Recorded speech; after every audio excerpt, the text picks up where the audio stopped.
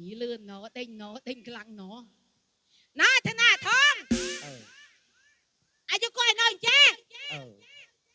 อีน่าต้องใช้ต่อปรานะถ้าอยู่คนไอ้หมอนเอาชอบเอาสระเอาสรุลไม่อยู่คนไอ้มันเอากระตุ้มไอ้ยังนักคนไอ้นะจะพูดสบายเหมือนเมียนสลิกข้อเอากระแหกไอ้แม่โอ้ยนำมายังเมียนกระใบมีนมุ้ยต่อนี่ฮะไอ้เจ็ดโอ้ยทองอันนี้พี่ใหญ่อาทองน้องนาลิง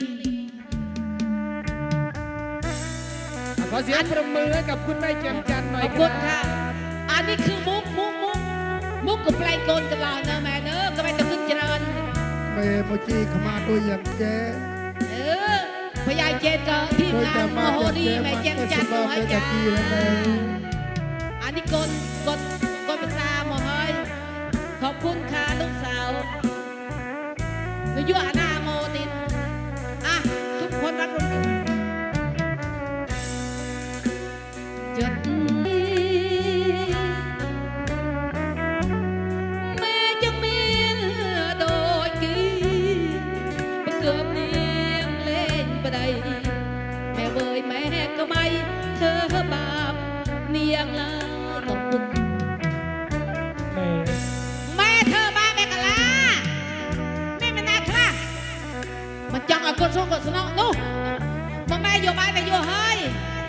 อาทองไอ้ก็ไม่หมดสมอ้อย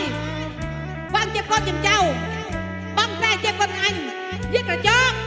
อาทองเอ้ยคนไปมีกระปอนะอ้อยวิทยุปรังเต้าแม่ไอ้ไม่ค่อยมีตังติงก่อยจ้าไม่ก็แม่จีโอ้ยแต่ใหญ่เป็นสับคนจนนะไม่ก็แม่มันจะยั่วคุณแองคลาเอาไปยั่วมายั่วเฮ้ยกูปวนมาเดวิมันเกินปรังเกินแม่เว้ยยังอยู่มันบานเตะแม่ดึงไปได้เนียงนี้มาไอ้ปวนมาไอ้ปรังเธอปวนมา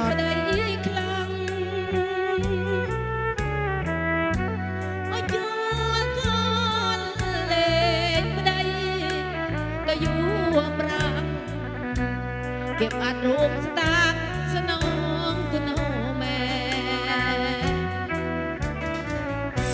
มาจันตาโคลนแจ่มจันเอากระม่อมกระปอตัวนาตัวจอเนียงนั่งสู้บักคำอยู่ว่าปรังตาจากคุณเรือเจียให้โกนเจียให้บ่เจอแม่นานี่ก่อนไม่ได้เนียงเมื่อก่อเมียนเนี่ยมันเฮียนอยู่เตอิตรกี